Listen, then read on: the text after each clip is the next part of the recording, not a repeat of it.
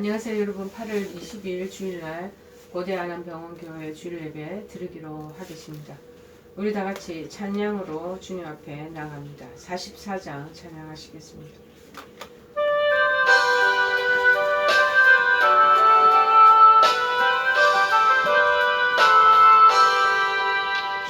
하나님의 동안에 예수 인도했으니 주의 전에 모여서 감사 찬송합니다.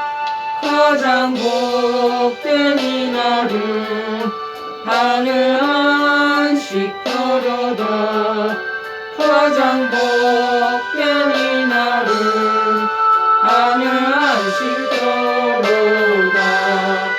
주의 공로 힘입어 은혜 주심 빌 때에 화목하게 하시고 죄를 벗겨주소서. 세상 걱정 버리고 은혜 받게 하소서.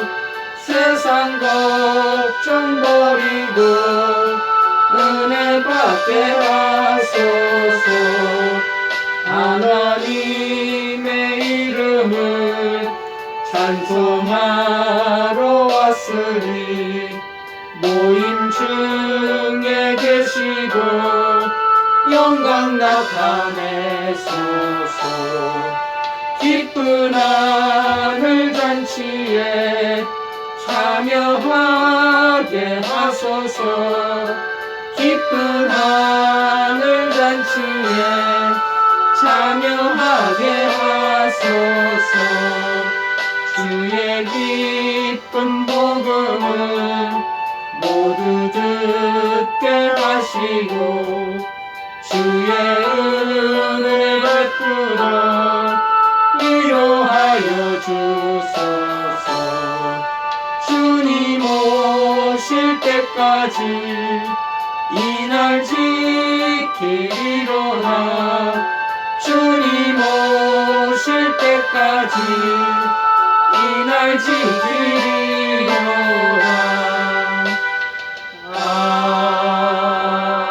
아멘. 우리 다같이 사도신경으로 신앙을 고백하시겠습니다.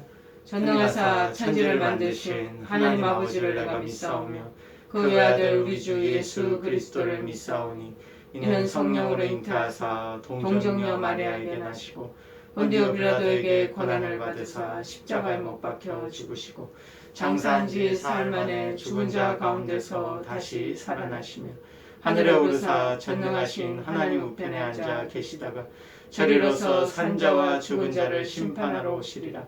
성령을 믿사오며 거룩한 공예와 성도가 서로 교통하는 것과 죄를 사하여 주시는 것과 몸이 다시 사는 것과 영원히 사는 것을 믿사옵나이다. 아멘. 오늘 하나님께서 저희들에게 주시는 말씀은 신약성경 빌레몬서 1장 8절에서 9절 말씀입니다. 빌레몬서 1장 8절에서 9절 말씀입니다. 자, 빌레몬서는 디모데 전후서 뒤에 디도서 다음에 있습니다. 빌레몬서 1장 8절에서 19절 너무 긴 말씀이니까 16절까지만 읽고 나머지는 제가 참고로 말씀드리기로 하겠습니다. 빌레몬서는 1장까지만 읽죠. 1장 8절에서 16절까지만 읽겠습니다. 페이지 수로는 351쪽 그 주변을 보시면 좋겠습니다. 351쪽 아니면 352쪽을 보시면 되겠습니다. 제가 봉독해 드리겠습니다. 이러므로 내가 그리스도 안에서 아주 담대하게 내게 마땅한 일로 명할 수도 있으나 도리어 사랑으로서 강구하노라. 나이가 많은 나 바울은 지금 또 예수 그리스도를 위하여 갇힌 자 되어 갇힌 중에서 낳은 아들 오네시모를 위하여 내게 간구하노라. 그가 전에는 내게 무익하였으나 이제는 나와 내게 유익함으로 내게 그를 돌려 보내노니 그는 내 신복이라. 그를 내게 머물러 있게 하여 내 복음을 위하여 갇힌 중에서 내 대신 나를 섬기게 하고자 하나 다만 내 승낙이 없이는 내가 아무것도 하기를 원하지 아니하노니 이는 너의 선한 일에 억지같이 되지 아니하고 자유로 되게 하려 함이라. 아마 그가 잠시 떠나게 된 것은 너로 하여금 그를 영원히 두게 함이리니 이후로는 종과 같이 대하지 아니하고 종 이상으로 그 사랑받는 형제로 둘 자라. 내게 특별히 그러하거든 하물며 육신과 주 안에서 상관된 너에게랴. 아멘. 네, 달라진 인생으로 살게 하신다라는 제목입니다. 달라진 인생으로 살게 하신다. 일반적으로 신약 성경에는요, 크고 작은 서신서들이 한 21권이 들어있습니다. 신약의 21권은 또 거기서 크게 둘로 나누어지는데 13권은 바울이 기록한 것이고 나머지 8권은 다른 성경 기자들이 기록한 것으로 우리가 볼 수 있습니다. 바울의 주로 편지는 13권 중에는 보면은 수신자 이름을 제목으로 삼았습니다. 그러니까 디모데후서 전후서는 디모데에게 보낸다는 이 편지고 에베소서는 에베소 교인들에게 보내는 편지인 셈이죠. 그러나 야고보서, 베드로 전후서, 요한 1, 2, 3서, 유다서 등은 편지 작성자의 편지를 그 작성한 사람들이 자기 이름을 따서 제목을 붙였다고 성경 신학자들은 말합니다. 특별히 베드로 전후서는 베드로가 보낸 편지라는 것이죠. 그리고 요한 1, 2, 3서는 요한이 보낸 편지라는 것입니다. 하지만 히브리서 경우는 기자가 불확실합니다. 그래서 이 틀에 맞추지 못하는 거죠. 혹시 사도 바울이 히브리서를 기록한 것은 아닌가? 평소에 그렇게 말하는 분도 있지만 바울이 수신자의 이름을 따서 편지의 제목을 붙였던 점을 고려해 본다면 그 가능성을 완전히 배제하기는 어렵습니다. 또 그렇게 보면 바울이 기록된 편지가 한 총 14권이죠. 그리고 다른 기자들이 기록한 편지는 총 7권이 된다라는 것입니다. 주로 이거 완전수의 2배 그리고 완전수 7이 되는 거죠. 물론 이런 근거로 바울이 히브리서를 기록했다고 주장할 수는 없지만 한 번쯤 우리가 생각해 볼 필요가 있지는 않는가 그런 것 우리가 느낄 수 있습니다. 특히 요한복음은 이 말씀이 하나님과 함께 계셨던 영원한 과거를 돌아보는 반면에 요한계시록은 새 하늘과 새 땅과 영원한 미래를 또 바라보거든요. 그래서 요한계시록은 세상을 향한 하나님의 계획과 다 관련되어 있어요. 그래서 모든 것의 완성, complete, 완성에 대해서 기록하고 있죠. 사도 바울은 그 대부분의 편지, 서신서라고 얘기하는데 구술하고 받아 쓰는 사람이 따로 없었다고 합니다. 따로 있었다고 합니다. 그러나 이 빌레몬서는 19절에서 밝힌 바 같이 나 바울이 친필로 쓰노니 그렇게 써요. 그러니까 바울이 직접 기록한 것이죠.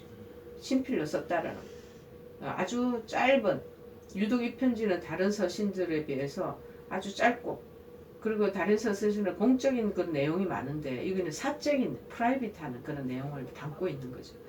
사도 바울 자신인가 그 다음 여기 나오는 등장인물이 누구겠습니까? 자, 빌레몬에게 그리고 또 등장하는 새 인물이 있다면 오네시모라는 인물 우리가 무대에 올려진 우리가 극중의 인물을 꼽자면 이제 그렇게 등장이 된다는 것입니다. 더 두 사람이 어떤 내용인지 한번 왜 사적으로 쓰여졌는지 우리가 볼 수 있겠습니다. 그러면 우리가 특별히 이제 정당한 인물 빌레몬이라는 편지 받는 사람 이름이 빌레몬이거든요. 빌레몬은 어떤 사람인가 궁금하죠. 그 사도 바울이 2절 하반부에서 얘기하고 있습니다. 내 집에 있는 교회라고 말하고 있잖아요. 22절에 보면은 오직 너는 나를 위하여 숙소를 마련하라고 한 것으로 보아서 이 빌레몬은 그 집에 자기 집에 사람들이 모여서 예배를 드리고 옛날 초대교회는 교회에 자기 가정 집을 오픈해서 교회를 삼았다고 그 유래가 있습니다. 기원이 있거든요. 그래서 예배 드리고 또 그곳에서 또 예배 드리고 난 뒤에 먼 곳에서 오신 분들이 있잖아요. 그 여관들 이런 것들이 숙소가 마땅하지 않기 때문에 집에서 손님들이 먹을 수 있을 만큼 큰 방이 있었고 여러 개의 방이 있는 큰 저택을 가진 그런 재력가가 아니었던가 그런 마음이 듭니다. 미국에서도 마찬가지로 큰 집들이 있는 그런 한인 교포들 많이 있는데요. 그런 사람들 보면 방이 여러 개 있어요. 그 중에 이제 게스트 룸이라고 그래서 외부에 오는 선교사님들이나 여행객들이나 자기 집에 들어오는 방문객들을 위해서 집들을 쉽게 숙소처럼 개방해서 그분들이 머물 수 있도록 하는 사람도 있습니다. 일단 5절에서 보면은 뭐라고 되어 있냐면은 주 예수와 및 모든 성도에 대한 내 사랑과 믿음이 있음을 들음이니라 그렇게 말했지 않았습니까? 7절에도 보면은 형제여 성도들의 마음이 너로 말미암아 평안을 얻었다 라고 한 것을 보아서 빌리면은 그 집에 모여서 있는 예배하는 모든 성도들에게 아주 선한 영향력을 준 큰 지도자가 아니었나 라고 이제 짐작을 하게 합니다. 그런데 그 빌레몬에게 노예가 여러 노예를 두고 있는데 그 노예 중 한 사람이 바로 오네시모라는 사람이에요. 이 오네시모 이 사람을 위해서 사도 바울이 이 편지를 쓴 것 같습니다. 1절에서 뭐라고 그러냐면은 사도 바울은 이 사람을 우리의 사랑을 받는 자여 동력자인 빌레몬이라고 부르면서 내가 항상 내 하나님께 감사하고 기도할 때 너를 말한다. 이 빌레몬 오네시모의 주인인 것 같아요. 그 얘기를 편지에서 언급하죠. 22절에서 나를 위해 숙소를 마련한 것을 보며 사도 바울의 마음속에 이 숙소를 마련하라 할 정도면 이 흉음이 없는 친밀한 관계에 있었던 사람이었구나 라고 짐작이 하죠. 우리가 그런 흉음물이 없이 친밀한 관계에 있는 사람은 선뜻 우리가 그 관대함을 그 사람한테 표하기도 하지 않겠습니까? 그리고 바울과의 관계에서 허물이 없었구나 라는 것을 우리가 이 빌레몬에 대해서 느낄 수가 있습니다.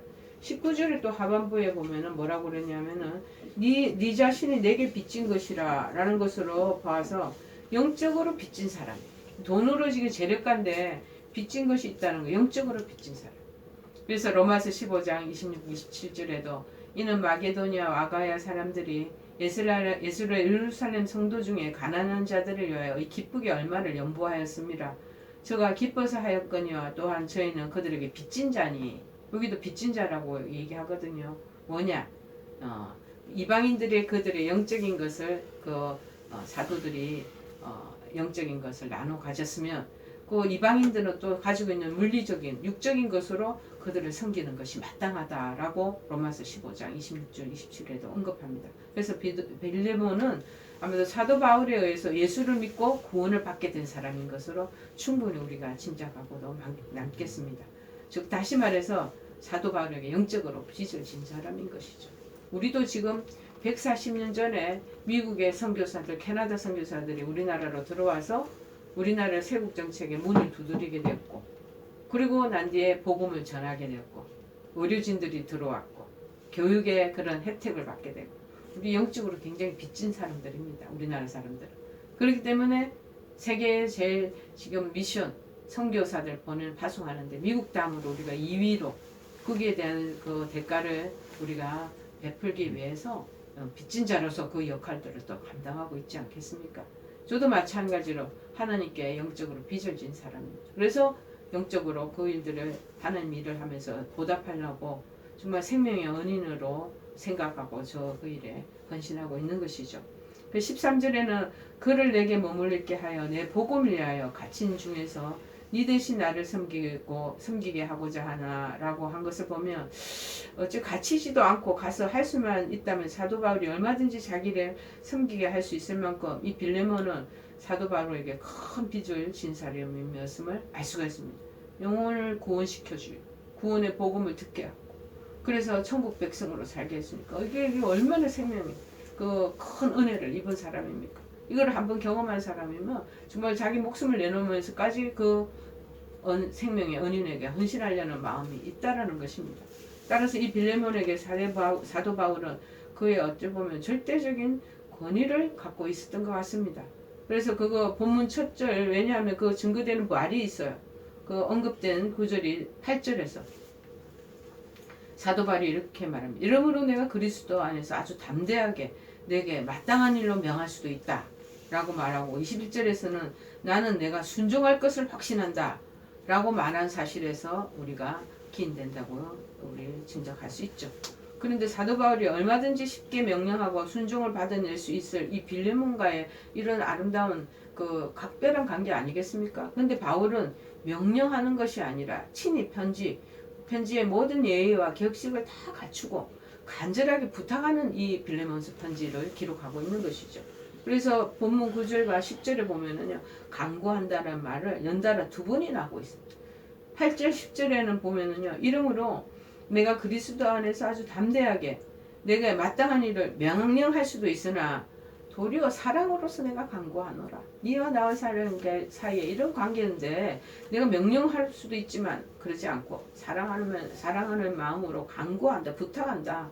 나이가 많은 나 바울은 지금 또 예수 그리스도를 위하여 갇힌 자 되었다. 지금 감옥에 있는 거예요. 갇힌 중에서 그런데 또 거기서 오네시모를 만났나 봐요. 그 안에서 낳은 아들 오네시모를 위하여 내게 강구하노라.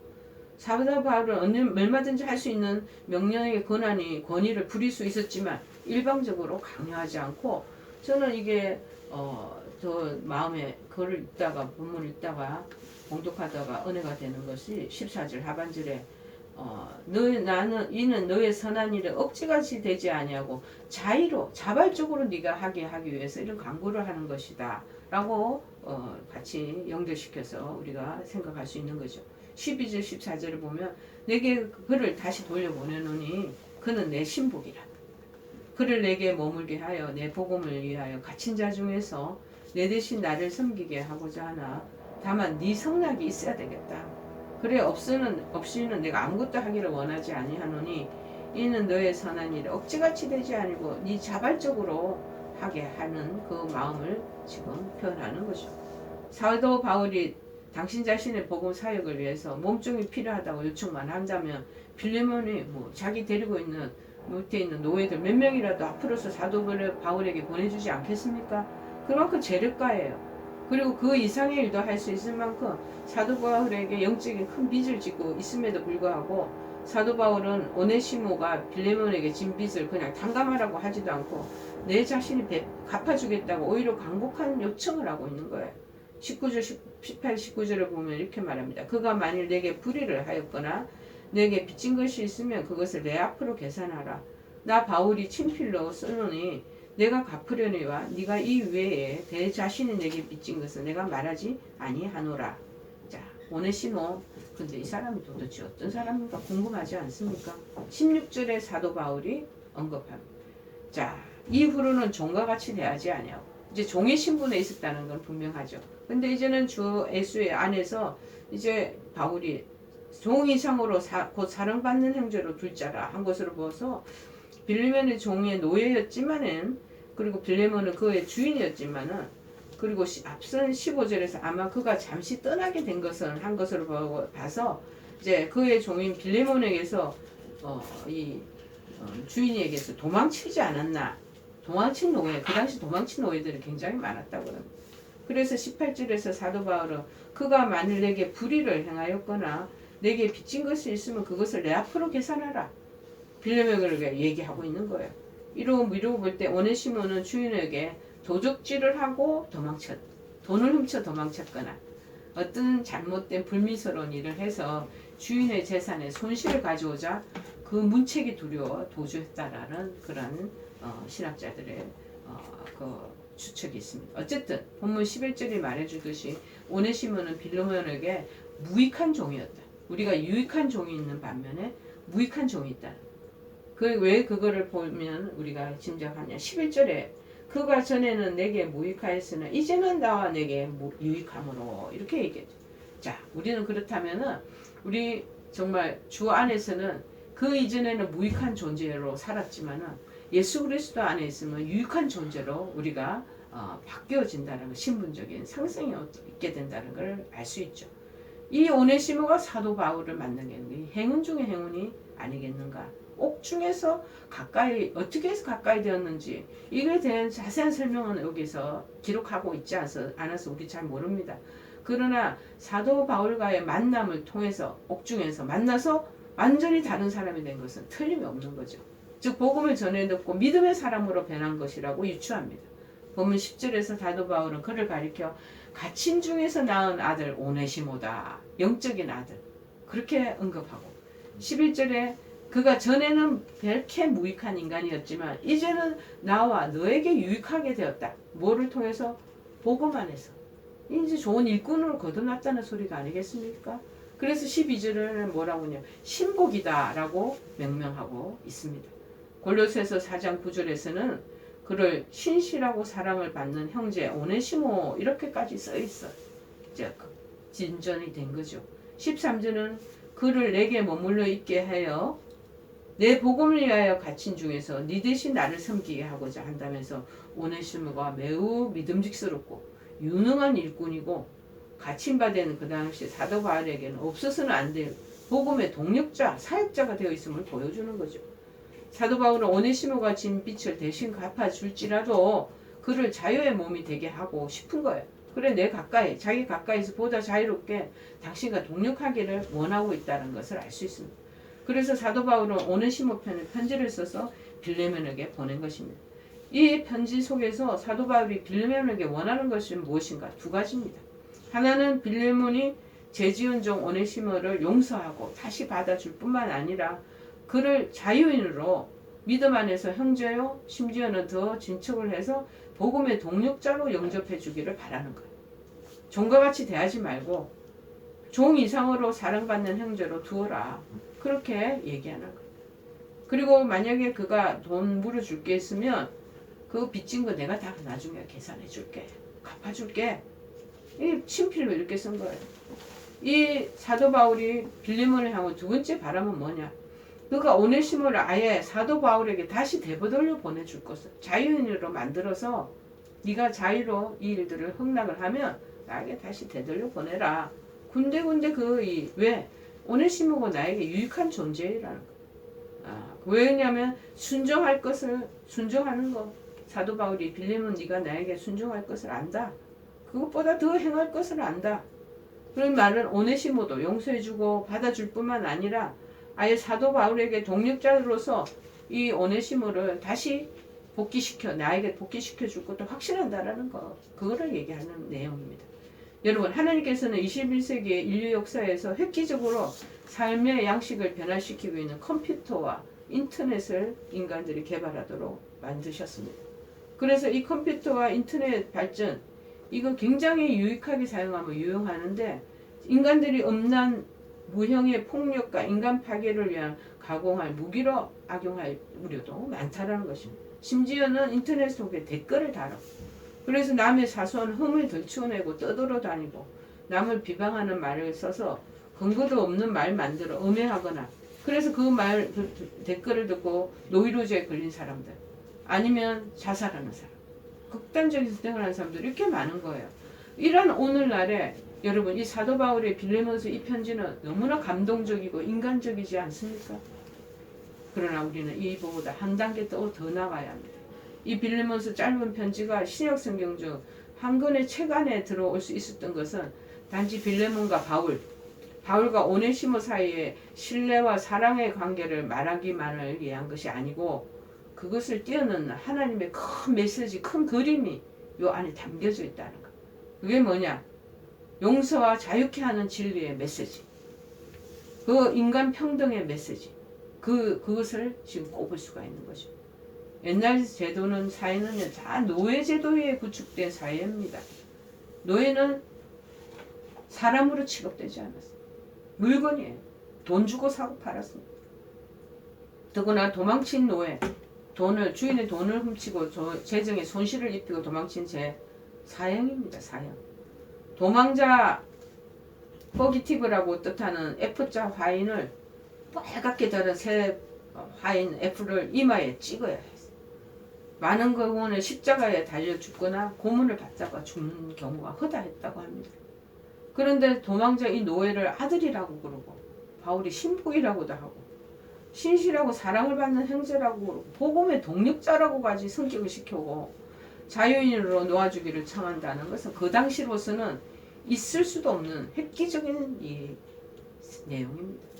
고린도 전서에도 잠깐 언급되지만 빌레몬에서보다 더 강력한 자유와 평등 사상을 선언을 찾아볼 수 있습니다. 예수 그리스도로 말미암아 신분의 탈피가 일어나고 그래서 유명한 놀라운 사건들이 막 나타나는 일이 있어졌다는 것이요. 요한복음 8장 32절에 말합니다. 예수님께서는 진리를 알지니 진리가 너희를 자유케 하리라. 평등사상 그 다음에 해방에 대한 자유에 대한 걸 얘기하죠. 고린도전서 7장 22절에도 말합니다. 주 안에서 부르심을 받은 자는 종이라도 주께 속한 자연이라. 고린도후서 3장 17절에서는 주는 영이시니 주의 영이 계신 곳에는 자유가 있느니라. 갈라디아서 3장 28절에서는요. 너희는 유대인이나 헬라인이나 종이나 자유인이나 남자나 여자나 다 그리스도 예수 안에서 하나이니라. 그렇게 말합니다. 이렇듯 자유와 만인 평등 사상은 위대한 복음의 핵심 메시지임을 우리가 알아야 할 것입니다. 자, 우리나라도 똑같은 경우입니다. 제가 생각을 하니까 140년 전에 오네시모의 경우처럼 하나님의 진리로 혜택과 축복을 받던 나라가 우리나라 조선입니다. 복음이 들어와서 조선 땅에 들어왔을 때 신분을 바꿔주시고 여러 사람의 인생을 바꾸신 얘기들로 넘쳐납니다. 한동안 대하 드라마 TV에서 재중원을 방영한 적이 있습니다. 제가 세브란스에 있을 때인데 대표적으로 한 인물을 꼽자면 박서양 씨를 들 수가 있습니다. 백정의 아들이고 백정의 아들인데 최초의 서양 의사가 된 사람입니다. 박서양이 태어날 때는 1885년 백정의 아들로 탄생됐습니다. 적어도 그 시기는 바로 1년 전에 실패로 끝났지만 갑신정변이라는 사건이 있었어요. 그의 아버지 비록 백정이에요. 그런데 마음속에 꿈을 지는 사람. 뭔지 모르지만 그렇게 굳건하던 질서에 뭔가 변화가 온다고 느낀 거는 몰래 혼자서 글을 배우고 있어요. 그 백정은 글 배울 서당에 가지도 못했어요. 누가 글을 가르쳐? 고기 잡아서 고기 도축하고 그것만 하려고 살았어야 되는 거예요. 그런데 이 아버지가 총명한 것 같아요. 아무튼 이 갑신정변이 일어났는데 끝내 실패지만 뭔가 이 질서가 굳건한 전통적인 질서에 뭔가 움직임이 있다. 라고 생각을 한 거죠. 저는 이 지금 코로나도 마찬가지예요. 노말 시대에 뉴노말로 들어가는 이 시점은 뭔가 변화가 있다는 거예요. 영적으로도 지금 대면에 우리 모임에 이런 여러 가지 상황이 비대면으로 바뀌어지고 이 모든 시대적인 흐름이 뭔가 이 상황으로 조금씩 뭔가가 조짐이 보이기 시작한다는 거예요. 뭐가 보이는가? 그거를 영적으로 우리가 알아야 되겠죠. 그런데 이 할아버지는 그때 혼자 몰래 글을 배우고 있은 거예요. 그러니까는 우리가 생각할 때 백정 출신의 그 아들이 첫 의사가 그저 되는 것이 아니라는 것을 우리가 알 수 있겠죠. 조선시대 신분 제도는 양반, 중인, 상민, 천민 하이라키고 딱 구성되어 있는. 천민에는 7가지 일이 있는데 7천반이라고 해서 소나 돼지를 잡던 백정이 가장 천대를 받았다. 따지고 보면 천민이 하는 일이야말로 사회가 제대로 돌아가기 위해서는 꼭 필요한 일이에요. 신분 사회 속에서는 그런 것이 그런데 눈에 들어오지 않는 거예요. 이들이 없으면 자기네들 소고기를 어떻게 먹어? 고깃국을 어떻게 먹냐고요. 그런데 그것이 눈에 들어오지 않는 법이에요. 백정은 아이를 낳으면 출생신고를 못했대. 왜? 그 사람 취급이 안 되는 거. 군대에 가고 싶어도 받아주지를 않았대. 인구조사에서 다 제외됐대. 사망신고도 필요가 없으시는 살아있어도 사회 구성으로 취급받지 못한 존재. 얼마나 천대를 받았어. 그런데 신분의 벽을 범을 수 있는 유일한 길은 왕의 명령이 있을 때만이 이 천민의 신분에 면제가 된다는 거예요. 그런데 박서양의 아버지에게 일어날 확률은 지금으로 말하면 0.0001%도 해당되지 않는 거예요. 당시 백정들 사이에서는 백정답게 살아야 한다는 불문율이 있었다는 거예요. 그래서 박서양의 아버지가 박성춘인데 대놓고 글을 못 배우는 거예요. 아들이 태어나서 어느 정도 크자 글을 가르쳤어요. 그런데 숨길 수밖에 없은 거예요. 아들이 물었습니다. 왜 아버지 내가 글을 배우죠? 그때 아버지가 하는 말이 사회는 언젠가는 변한다. 변한다 해도 준비되지 않으면 다른 일을 할 기회가 없다. 한글과 한문 둘 다 영특하게 이 아들이 익히고 있었다는 거예요. 원래 이름은요, 이 박서양이가 봉출이었대, 이름. 아버지가 소 잡는 일을 보면서 굉장히 마음 아파하고 자신은 소를 잡는 일보다 생명 살리는 일을 하고 싶다고 아버지께 말한 적도 있다고 합니다. 놀란 아버지가 아들에게 너 어떻게 해서 그런 생각을 했냐? 묻자 덫에 걸린 토끼를 구해준 날 그렇게 기뻤다는 거예요. 덫에 해고랑에 토끼가 산 쪽에 있는데 그거 잡혔는데 그 잡히고 난 토끼를 풀어주니까 그렇게 기뻤다는 거야. 아버지는 아들이 단순히 소 잡는 일을 천하게 생각해서가 아니라 이 애가 다른 생각을 품고 있는 것에 놀라버린 거예요. 1893년 마침 봉출이 이 박서양이 8살 되던 해 그가 사는 동네에 예수교 학당이 생긴 거예요. 이 학당에서 무료 교육을 시켜준다는 소식에 아버지가 당연히 아들을 학당에 보낸 거예요. 그때 미국 선교사 사무엘 무어를 만나게 되는 거예요. 1894년 가보오 동학 운동이 발생했던 시절이요. 그의 이 땅에서 청일 전쟁이 발발하고 일본이 승리를 하게 됩니다. 이 청일 전쟁이 일어날 때 우리나라에 처음에 우리 로제타 홀 여사의 남편 제임스 홀도 여기 아픈 병자들을 우리 군인들을 도와주기 위해서 갔다가 전염병에 걸려서 결국 한국에 도착한 지 2년 만에 죽게 되거든요. 이 청일 전쟁이 일본이 승리하는 거예요. 일본은 이곳에 친일 정권을 세우기 위해서 그 당시에 김홍집을 세워갖고 내각을 만들고 그리고 가보 계획을 시도했죠. 물론 일본의 한반도 침략을 수월하게 하기 위한 계획이긴 했지만 덕분에 이때부터 신분제가 폐지된 거예요. 당시의 조선은 전쟁터가 되었다고 합니다. 전쟁이 또 끝나자 콜레라가 번지는 거예요. 그래서 온 도서관에서 죽은 사람이 한 사망자가 300명이 훨씬 넘었다고 합니다. 그때 박성춘도 콜레라에 걸렸대요. 박성춘이 누구예요? 박서양의 아버지잖아요. 자신의 죽음을 예감한 박성춘은 아들 박서양에게 유언을 합니다. 내가 죽어도 너 절대 공부를 그만두면 안 돼. 그래서 아픈 아버지를 두고도 봉충이리는 박서양은 학당에 가야만 했다는 것. 다른 때와는 달리 기운이 없는 이 박서양을 보고 사무엘 무어 목사가 이 아들을 부릅니다. 너 무슨 일 있냐? 왜 기가 이렇게 빠져있냐? 그러자 아버지가 지금 막 너무 콜레라 걸려서 시름시름 한다는 말을 하자 놀라며 위로하는 사무엘 무어 목사님이었어요. 그가 기도 외에는 해줄 일이 없었잖아요. 그러나 봉출이 이 박서양이 집에 가려는 길에 목사님은 제중원에서 일하는 올리브 에비슨 목사 박사를 소개합니다. 의사였거든. 캐나다에서 온 선교사예요. 그 당시 이 제중원에서 일하고 있었단 말이에요. 그에게 소개를 합니다. 에비슨은 사무엘 모와 서슴없이 박서양의 집으로 왕진을 갑니다. 집에서 어머니가 깜짝 놀란 거. 왜 서양 사람들 둘이가 코쟁이, 머리 노란 사람, 눈 파란 사람 막 도는 거 얼마나 놀라겠어요. 더군다나 특별히 에비슨은요 고종 황제의 의원이에요. 의사예요. 왕진 가방을 들고 막 들어오니까 기절을 하죠. 그래서 에비슨은 진단을 통해서 아버지가 콜레라에 걸렸지만 지금같이 얘기하면은 우리 지금 뭐죠? 코로나에 걸렸지만 병원군과 싸울 이 체력과 면역이 있다는 걸 알고는 약을 조주해주고 돌아갑니다. 결국 고비를 넘기고 아버지가 살아나신 것. 그래서 에비슨에 의해서 의사에 의해서 살아난 것. 그리고 난생처음 백정인 자신을 사람으로 대접해준 서양 의사 때문에 충격과 감동을 받게 됩니다. 더군다나 이 모든 공을 하나님께 돌리는 이 에비슨 의사를 보고 이 박성춘 아버지는 본인도 아들도 교회 거기에 참석하기로 결정합니다. 그리고 아들을 이름 아명 대신 그래서 봉출이라 그러지 않고 서양이라고 지어 불러진 것이죠. 그래서 이름이 박서양이 된 겁니다. 학당을 졸업했습니다. 이제 서양이가 백전 신분으로 다른 길을 찾을 수가 없었잖아요. 한편 아버지는 의사에 대한 고마움을 표시하기 위해서 고기를 잡을 때마다 제중원에 들려서 고기를 놓고 옵니다. 그러나 감히 의사하고는 너무 신분이 높아서 만나려고는 생각 안 한 거죠. 물론 의사는 그가 고기를 놓고 간다는 것을 알고 있었습니다. 그러던 어느 날 아버지는 아들의 앞날이 답답하고 진로가 어떻게 될지 너무 답답한 거예요. 하염없이 걷다 보니까 제중원까지 걸어온 거예요. 문지기가 아는 척을 했지만 오늘은 고기 때문에 온 것이 아닙니다. 그냥 지나가다가 들렸다가 돌아서는 순간 문지기는 돌아가는 뒷모습이 서양의 아버지임을 알고 의사에게 알려줍니다. 그렇게 해서 두 사람은 다시 만나는 거예요. 에비슨 박사하고 다시 만나는 거예요. 얼굴에 수심함이 가득한 것을 보고 의사는 이 사람의 마음에 그늘이 있다는 것을 발견하고 알아차립니다.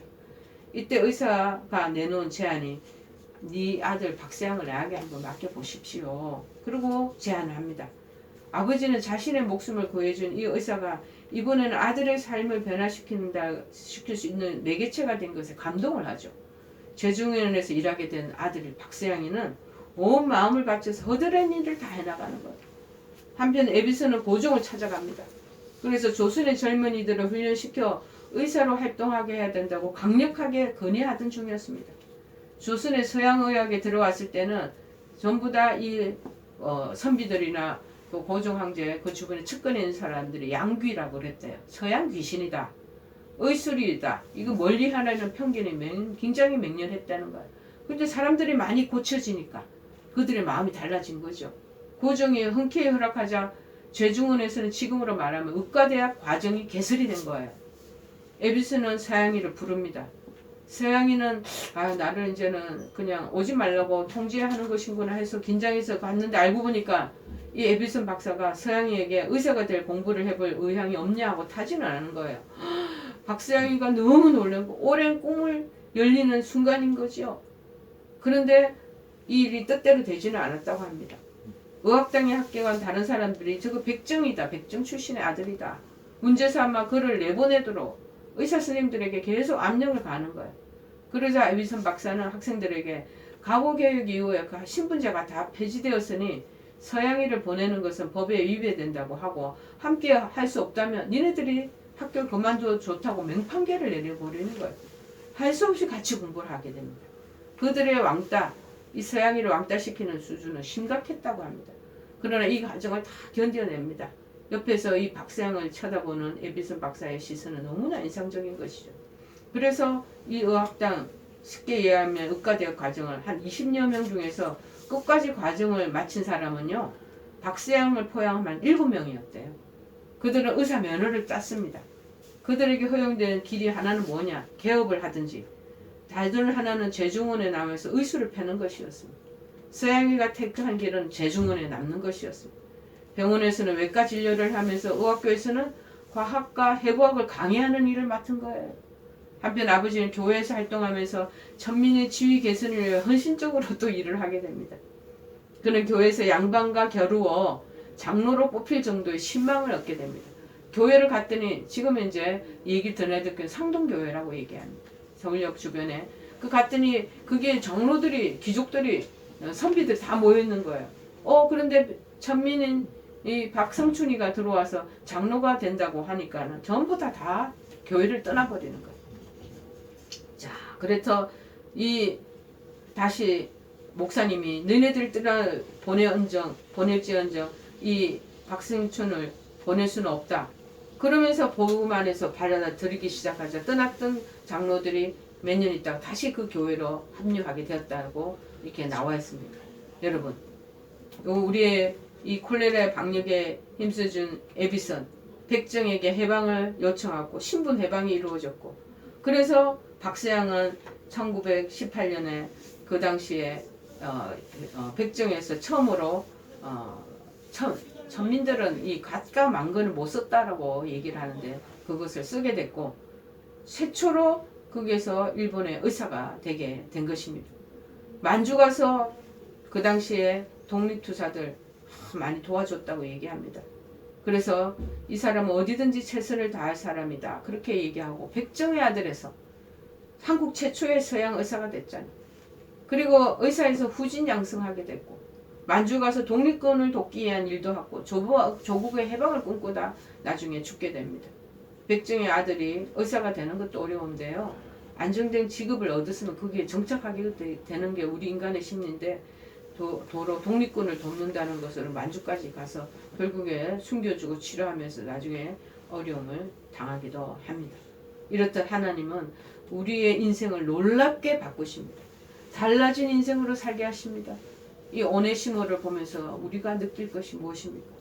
복음을 받아들이고 예수 그리스도를 주님으로 영접하면 오네시모처럼 박서양처럼 우리의 인생을 바꾸어 주시는 줄 믿습니다. 여러분, 빌레몬은 정말 영적인 빚을 진 자로서 그렇게 정말 사도 바울에 의해서 헌신적으로 충성된 일꾼으로 자원하는 마음으로 이 오네시모를 받아들이고 자유인으로 만들고 결국에는 바울에게 사역의 동력자로 보내게 되잖아요. 우리에게도 마찬가지. 하나님이 우리를 정말 쉽게 얘기하면 미국이나 캐나다가 복음을 받아들여갖고 빌레몬이었다면 우리는 오네시모의 입장이 있던 그런 처지가 아니었겠습니까? 자, 그런데 노예가 백정이 천민이 이렇게 하나님의 믿는 자녀가 되었지 인생이 바뀌어진 거예요. 그리고 더 나아가 바울처럼 우리도 인생을 바꾸어 주시는 하나님의 도구로 쓰임 받을 수 있기를 바랍니다. 또 어떤 삶의 불리한 여건이나 불행한 현실 속에서도 우리 그래서 낙심하지 말아야 합니다. 한 사람의 인생을 바꾸시는 하나님이 지금 우리 곁에 계십니다. 또 사람이 아무리 별 볼 일 없어 보이고 못나 보여도 비난하거나 멸시하지 말아야 됩니다. 그래서 우리에게 외모로 사람을 취하지 말라고 그럽니다. 백정이었든 천민이었든 이전에 불교를 믿었던 승려였든 주지로 살았든지 무당이었든지 그죠? 무속인으로 지냈든지 하나님이 변화시키면 하나님이 원하는 복음의 일꾼으로 하나님께서 쓰시는 거예요. 여러분 우리에게 아무리 무익한 사람이라도 하나님이 유익하게 만드시고 불성실하다고 불신당하고 미움받는 사람도 신실하고 사랑받는 사람으로 바꾸시는 것은 하나님이 하시는 역할이라는 거예요. 그래서 사람을 바꾸시며 정말 달라진 인생으로 살게 하신다는 것을 보시면서 오늘 빌레몬서의 이 빌레몬과 오네시모의 그 과정에서 오는 놀라운 은총들을 우리가 기억하며 나아가야 될 줄을 믿습니다. 여러분 하나님은 교만한 사람을 하나님께서는 물리치십니다. 그러나 겸손하고 가난한 사람을 은혜 주시면서 하나님께서 쓰시는 것입니다. 여러분이 가문이 초질간 하나님을 잘 섬기고 겸손하면 반드시 흥왕하는 가문으로 세워주시리라 믿습니다. 그러나 영적으로 경력이 오래되고 그렇다고 자만하고 오만하면 그 가정이 하나님께서 쓰시지 않은 그러한 집안으로 몰락하게 되는 것을 기억하시고 또 내 개인도 오만의 자리에 있지 않고 겸손의 자리로 나아가고 하나님을 바꿔주시는 그 달라진 인생으로 살아가는 저와 여러분 되시기를 간절히 도전해 드립니다.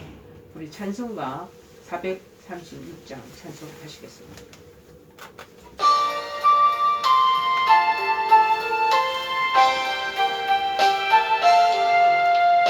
나 이제 주님의 새 생명 얻음무 옛 것은 지나고 새 사람이로다. 그 생명 내 맘에 강같이 흐르고 그 사랑 내게서 해같이 빛난다. 영생을 누리며 주 안에 살리라. 오늘도 내일도 주 함께 살리라. 주 안에 감추인 새 생명 얻으니 이전에 좋던 것 이제는 값없다. 하늘의 은혜와 평화를 맛보니 찬송과 기도로 주 함께 살리라. 영생을 누리며 주 안에 살리라. 오늘도 내일도 주 함께 살리라. 산천도 조국도 새 것이 되었고 죄인도 원수도 친구로 변한다. 새 생명 얻은 자 영생을 누리니 주님을 모신 맘 새 하늘이로다. 영생을 누리며 주 안에 살리라. 오늘도 내일도 주 함께 살리라. 주 따라가는 길 험하고 멀어도 찬송을 부르며 뒤따라가리라. 나 주를 모시고 영원히 살리라. 날마다 섬기며 주 함께 살리라. 영생을 누리며 주 안에 살리라.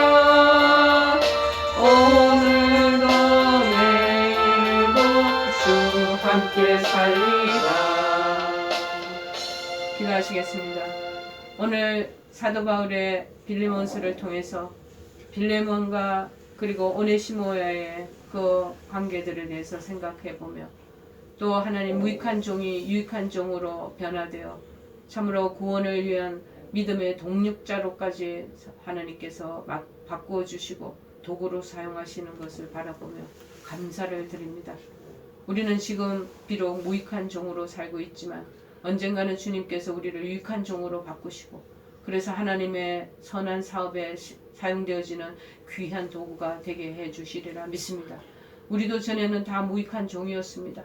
그러나 하나님이 우리를 변화시키시며 달라진 인생으로 하나님 살게 하시니 고맙고 감사를 드립니다. 마침내 믿음의 사람으로 하나님의 백성으로 하나님의 자녀로 하나님 영광을 위해서 살아낼 수 있는 저희들을 인생이 다 될 수 있도록 도와주시기를 원합니다. 우리에게 가지고 있는 편견과 그리고 무엇보다 외적으로 취하고자 하는 그런 선입견들 다 내려놓게 하시고 정말 하나님께서 구원의 복음으로 변화시키시니 아무리 하나님 아버지 쓸모없는 인간이라도 쓸모있는 자로 하나님께서 변하게 달라진 인생을 살게 해주시리라 믿습니다. 이런 놀라운 은혜를 우리 각자의 병실 속에 있는 한우들에게 깨닫게 해주시고 지금은 병마로 시달리고 있지만 회복되고 건강을 되찾으며 유익한 종 되게 하시고 하는 나라를 위하여 정말 이바지되는 귀한 육신들이 될 수 있도록 도와주시옵소서. 지금은 우리 주 예수 그리스도의 크신 은혜와 하나님 아버지의 지극하신 사랑하심과 성령님의 교통 역사 충만하신 은총들이 무익한 자들을 유익한 자로 바꾸어 변화된 달라진 인생으로 살게 하시는 것을 믿고 그리고 달라진 인생으로 살아가겠노라고 결심하고 다짐하는 사랑하는 모든 한우들과 그 가족들과 이 방송을 시청하는 사랑하는 모든 하나님 권속들 머리머리 위에 그들의 기도 제목이 지금부터 영원토록 함께 하옵시기만 간절히 축원하옵나이다. 아멘.